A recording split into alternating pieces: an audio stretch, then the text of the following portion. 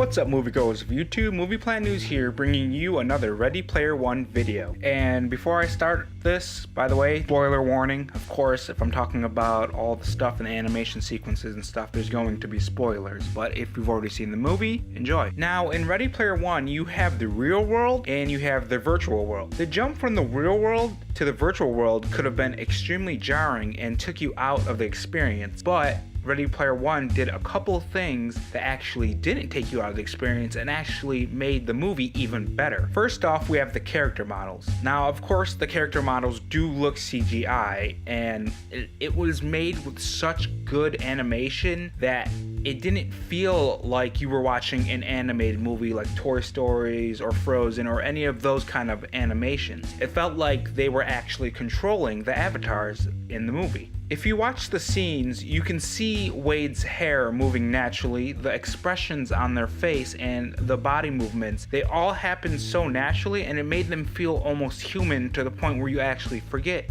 you're watching an animated sequence, which is really great because when you forget that you're watching an animated sequence, the other things actually lift it to the point where you feel like you're watching live action, but you're not at the same time. The expression of the character models when they need to be angry or when they need to be sad or whatever emotion called for that scene in the movie actually happened, and it really helped bring them to life. The second one is how the animated sequences were shot. Instead of going with a camera angle like regular animation where it feels like someone's holding the camera on like a dock or something and standing still, in Ready Player One it feels like someone's actually using a camera like they would in a live action sequence, as in the live action sequences that were in Ready Player One. That's what made it so seamless.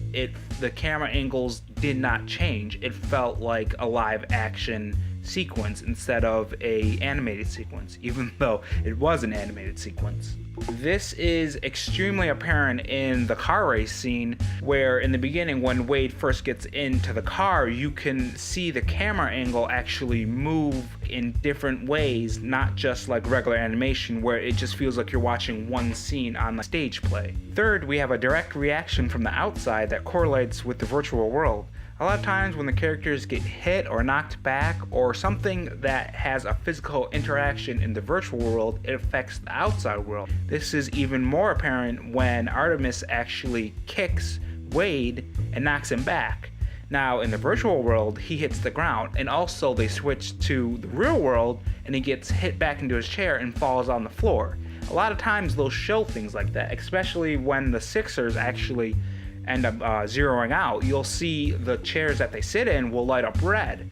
And even when they all get hit by that mechanical Godzilla, you'll see the shape of Godzilla in lighting up chairs.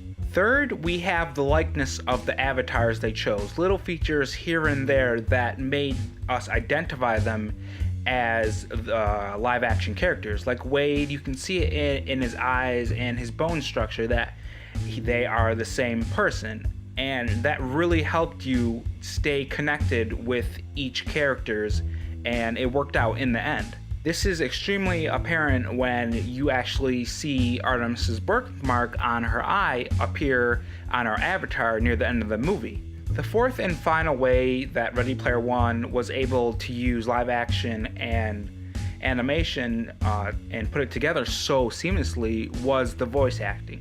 The voice acting was really good. They did it in such a way that it made them feel human almost. The most greatest part that could show this is when Wade is playing adventure and he tells you about the Easter egg, how it was the first Easter egg to be ever put in a game, and you can tell in his voice that he really cared about the Oasis and he really cared about this first Easter egg that was shown in Adventure. Alright guys, that's what I picked up from the movie. I mean, I picked up a lot of other stuff. I might make videos about it, I might not.